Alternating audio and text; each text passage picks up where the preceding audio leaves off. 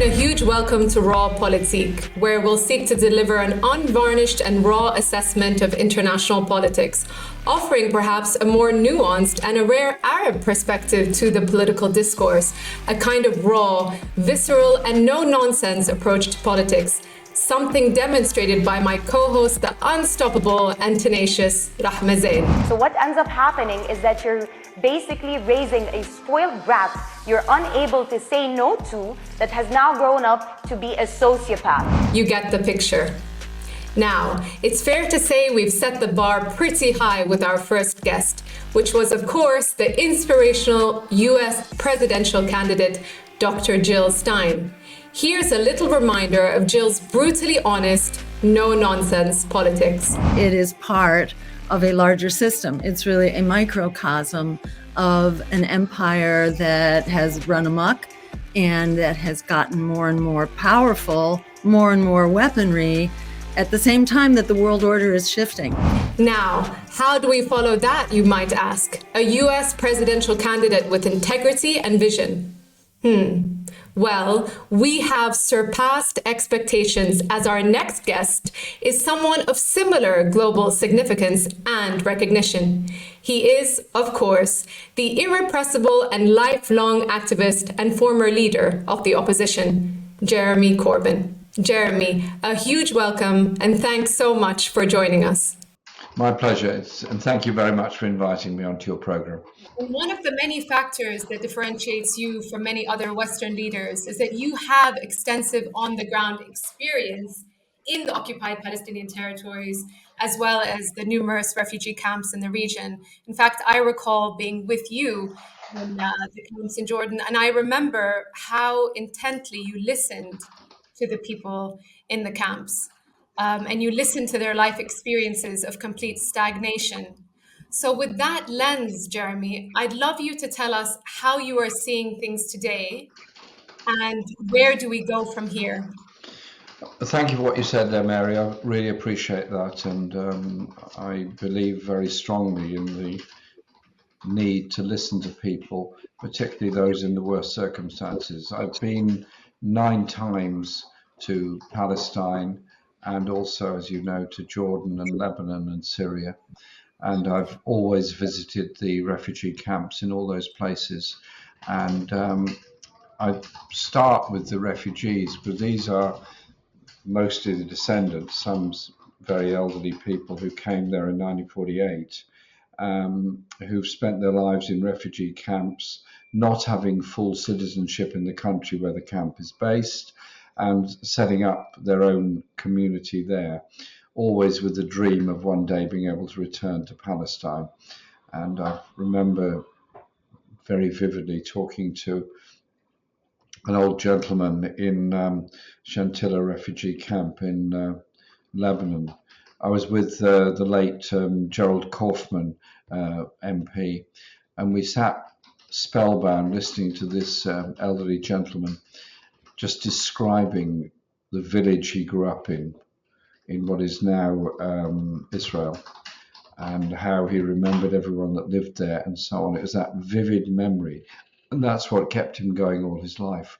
Likewise, when you were there, when I went to the refugee camps in Jordan, and particular the school, the UNRWA school I went to, which was desperately underfunded, but providing the most fantastic education for its students. And despite it being a Saturday afternoon, the school council, secondary school, all came to meet me, and we were having a Q&A with the school council for quite a long time. And what impressed me was their global view, their global knowledge, their respect, and the way in which they wanted to know things and find things out. I just thought, what a brilliant example. And I could see the head teacher was very stressed. And I said to him afterwards, I said, if you don't mind me saying so, you seem very stressed today. He said, yeah, we've just been told that our funding is going to disappear in 2 weeks' time, and the school may well have to close.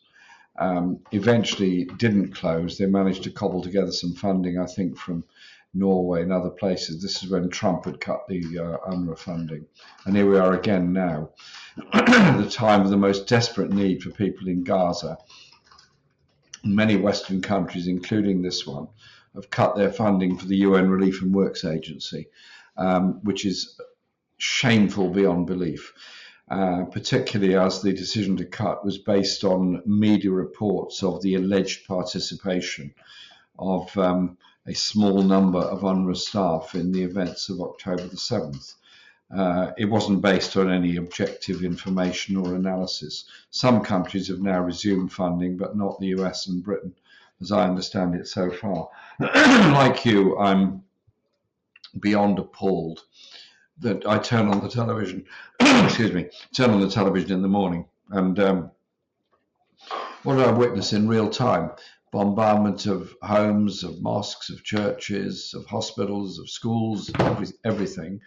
And then you see the horror of an airdrop of food, which results in a riot and scramble as people go together to try and grab it. And I saw one case was just appalling. A bag of grain had fallen and it burst on the ground. And there were two boys scooping it up with their hands to put it in a backpack in order to take home to grind and presumably try and make into bread. Well, airdrops are a very inefficient way of distributing food anyway. The most efficient way is by truck being brought in. But the trucks can't get in because they're being bombed when they get in. So we have American-supplied aid being bombed by American-supplied planes using American-supplied equipment to cause the explosion on the ground. So people are dying as they scramble for food. And the UN now says there is no mass starvation in the whole of the Gaza Strip. Nowhere in the Gaza Strip is more than a few kilometers away from food, water, medicine in plenty. It is disgraceful and shameful to the whole world that they're not demanding an immediate ceasefire. The US and Britain and France have the power to insist on that and the power to achieve it. They're not exercising it. I mean, thank you for your voice, Jeremy, and thank you for drawing attention to what you experienced at the UNRWA school, because I think when people see what's happening with UNRWA now, they don't realize that there's been a decades-long campaign to shut down UNRWA, in fact. And the reason for that is because they want to make the refugee issue. I remember going after Operation Cast Lead and talking to an UNRWA director who said even then the resources they had were so limited, and that the ambulance service that they and the Palestinian Red Crescent were running continually ran out of fuel, or the checkpoints prevented ambulance drivers getting in. So I went to the ambulance depot where half the ambulances could not be used because there was no fuel and no drivers. This is systematic torture of the Palestinian people, and that some of that is on the West Bank as well as in Gaza, and so it is not new what is happening to UNRWA. It's the oldest UN agency, one of the very effective ones in that it has provided food, water, and education, and a lot of housing support and so much else to the Palestinian people. It was never designed to last for 70 years. It's now an institution in which people have spent their whole working lives in and retired from, and others have taken over. It is, in effect, the major supplier of services to the people of Palestine. Well, it shouldn't be like that. Right. I mean, the only reason that it exists is because the Palestinian refugee question hasn't been in line with international law. I mean, absolutely. And the refugee question was acknowledged in 1948 when Israel was declared as an independent state within strictly delineated borders. It was recognized then that the Palestinian refugee question was huge because of the numbers that had fled from during the Nakba. And here we are 70 years later, it's still acknowledged, but the UN doesn't effectively do anything to prevent the occupation of the West Bank, the settlement policy of the West Bank, the refusal to allow the refugees to leave the camps in other countries, and also the encirclement of Gaza and the siege of Gaza. Now, Gaza, I've been in many times, and it is fascinating. It is actually, in my experience, a quite liberal, quite inclusive society in Gaza, very creative society, with an incredible level of higher and further education. I think I'm right in saying it's the highest number of graduates per head of the population of any society in the world. Right. Why? Because many have nothing else to do but go to university and get another degree. The ability to work is very limited, and the levels of real unemployment are absolutely huge. And Right. now the levels of poverty and starvation are equally huge in Gaza. It is a shame on the rest of the world, the way the people of Gaza are now expected to somehow or other survive. And I suspect behind all this is actually an Israeli planned second Nakba. And at some point, Egypt will open the crossing. Right. Because there will be humanitarian instincts will take over from the political demand. And I'm very suspicious of what is actually being built in the Sinai at the moment. There are a very interesting story in the New York Times yesterday about the level of construction that's going on in the Sinai, which for all the world looks to me like the preparations for a second Nakba. I mean, you point, just stepping back for a moment, you point to the fact that Gaza, despite the siege, had a thriving community. And you can see in this genocide that the Israelis have been very intentional in destroying everything from universities, mosques, every single piece of infrastructure that the Gazan people would need to survive has been completely decimated, including obviously polluting the soil with the huge arsenal that they've been using. But to your second point about the Sinai and the intentions behind the Just Sinai. finish, just hold it for a second there on Gaza. It's a year zero policy. It's destroying all that you said, and that's true, but it's also destroying any historical artifacts that are there. So it's like eliminating the very history of Gaza. It'd be a bit like if somebody occupied Britain, this country, and bombed Stonehenge Right. and What would destroyed be the purpose? Stonehenge What would be the purpose of for no that? reason other than Right. to take away the symbolism of your own history. I agree with you, Jeremy. I think despite the horrific scenes we're seeing, this is a moment. This is a moment where racism has been exposed, hypocrisy, double standards, the complicity of the legacy media. I think it's really a time for a change. I'm sure you feel that in the air. And I'm just wondering 2 points. Number one, what is it going to take for us to push the momentum forward to finally create the change that we want to see, number one?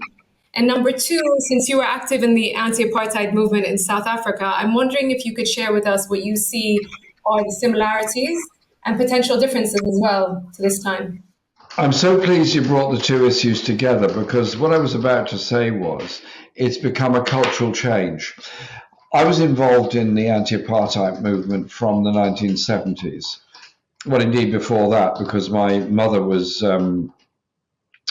very angry about apartheid. She was angry about lots of things, but particularly apartheid. And I just remember after the Sharpeville shooting in 1960, when I was 11 years old, she said, "We'll never have any South African goods in our house until apartheid falls." And that was long before there was any calls for boycotts and so on. And then after the Rivonia treason trial, the boycott campaign began. But in the 1960s, it wasn't a popular cause to raise the issue of apartheid. It was very much a minority issue. I remember in the late 60s and early 70s, I was living then in the English Midlands. We would go out, a small group of us, leafleting against apartheid and against the contact with South Africa. We would be abused in the street. We would be run out of town if they could. It wasn't a popular position to adopt at all. It was much later that the whole big cultural boycott and economic boycott campaign grew, and with it this sort of basic sympathy for Mandela as the figurehead, but obviously the people of South Africa. But let's not run away with the idea that it was our concerts and music and marches that totally ended apartheid. They were a part of it, a factor in it, but no more than that. The reality was the brave people of Soweto and others that laid down their lives. And we have near where I live, and I'm very proud of it, a road called Steve Biko Road. Steve Biko was one of those brilliant young leader of the young South Africans who was killed, as were many others. It was the bravery of the people in Soweto that ended apartheid more than anything that we did around the world. But having said that, the culture that grew up around the music, the Free Nelson Mandela song, Free Nelson Mandela, all that caught on. And what I now see is, having been involved in the Palestinian campaign all of my life, that, again, there was a time when even to mention the word Palestine in Parliament was seen as deeply controversial, even though it had been on British colonial maps in the Foreign and Commonwealth Office and other places. We now reached a situation where it is culturally cool and appropriate to be pro-Palestinian. And whenever I put something up on my social media about Gaza and Palestine, I put a great deal up on that. I routinely get between 1 and 5 million views of it. And so we're carrying on with that campaign, even though I spend part of my life in the parallel universe of the British Houses of Parliament. Is it a time for politics to be based more on compassion and care? And is that realistic? And perhaps we can talk a bit, Jeremy, about the UK political scene, where you're seeing two parties with very little differences, the same dogma, the same ideology, the same austerity measures. I mean, perhaps you can speak to that and also talk about your own vision for a new system, a new economic system. Well, you're quite right with what you just said. The first point is that politics ought to be based on compassion and solidarity with the people that are worst affected by a cruel system. And if you lose that empathy for the rough sleeping beggar on the street, for the refugee that's trying to look for a place of safety, the person who's going through a mental health crisis because nobody wants to know them, if you just lose any sense of empathy for them, and you just see politics as a process of political maneuver, gossip and games, then you end up with the kind of system we have, where the levels of inequality are growing, the levels of absolute poverty, even in the richest countries like Britain and the USA, are increasing. And you then end up with oppression in order to control the levels of protest. You have to look at it from the other way around, and which is why I find the direction of political travel that the Labour Party has gone in over the past 4 years very depressing. I was proud to lead the Labour Party and proud to begin to move it in a direction of the politics of empathy rather than the politics of austerity, which is what I inherited. And that was clearly of great attraction to a lot of people. We became the largest political party in Europe. We had 600,000 members as a result of that process. Were we under attack? Yeah, of course we were under attack. We were under massive attack from day one. I was personally under an enormous amount of attack. It's not about me. It's about the people that we were giving voice to and giving an opportunity for. Now, that cause isn't going to go away. The strike wave last year, the solidarity with Palestine, but also the empathy and solidarity with victims of other wars around the world, such as in Yemen, such as in Congo, such as West Papua, and so many other places are part of that cause. And so I am ever optimistic and hopeful for the future when I see the determination of so many young people to speak out with empathy towards refugees, but above all, to have a serious understanding of what causes the refugee flows. If all the refugees of the world were a country, they would be amongst the largest populated countries in the world. There'd be 70 million people at least. And so if you think of a big country like Indonesia or Mexico, with populations of over 100 million, the number of refugees around the world are also almost approaching that. There are more refugees around the world than there are people in Britain. Jeremy, thank you so much for joining us on Raw Politik. We really appreciate your time. My pleasure, Mary. Thank you very much, and all the best with the channel and the programme. Thank you. Thanks again. It's fair to say that both our esteemed guests, Jill Stein and Jeremy Corbyn, would fall into that unique category of a particular rare and endangered species known as a conviction politician, essentially activists first and politicians second. Many are understandably crying out for Jeremy's or Jill's particular brand of compassionate politics, politics that understands the importance of looking after the planet we inhabit as well as each other. What can be said with the likes of Jill Stein and Jeremy Corbyn is that in a relatively short space of time, their rightful place within the global political landscape has been secured, as well as their stature enhanced. Whether you're a fan or not, it would be hard to contest that Jeremy Corbyn hasn't already changed the face of politics in the UK for a generation and more. Plus, no doubt, there's a few more fascinating chapters to enjoy in what has already been a remarkable and unprecedented political story. Thanks for watching, and see you soon.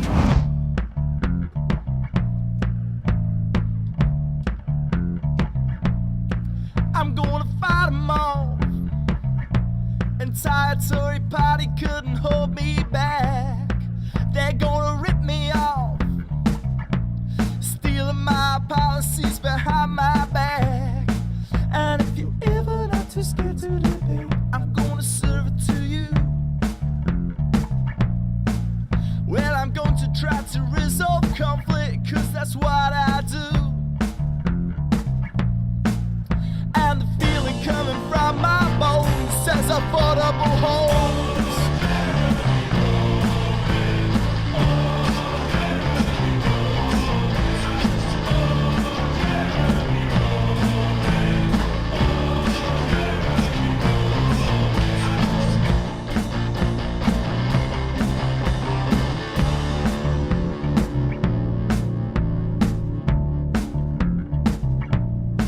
I kneel to nobody.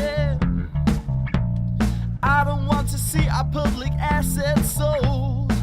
I want equality, from the Queen of England to the low-income household. And if you got some cool policy ideas, you can send them to me. Everybody should have a voice in this democracy. And I think it's time we axe the tax on tampon packs.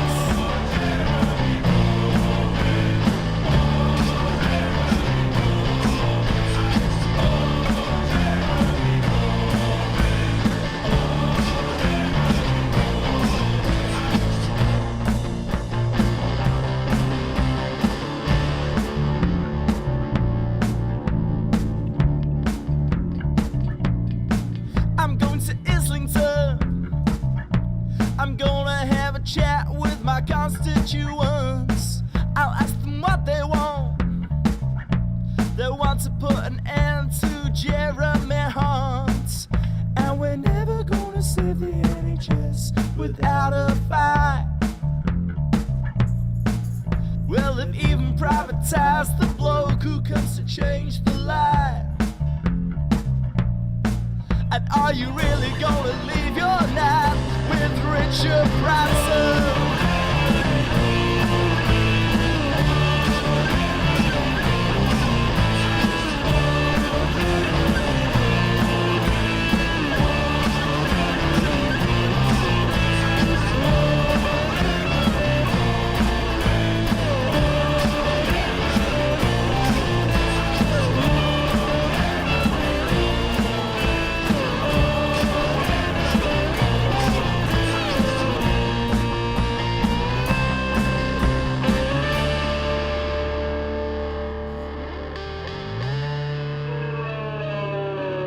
I ain't gonna quit.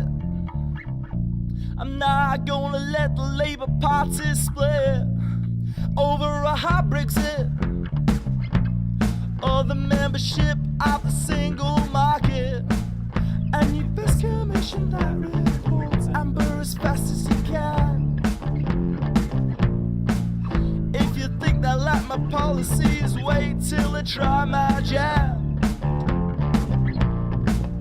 And you know I'm gonna rock your socks at the dispatch box.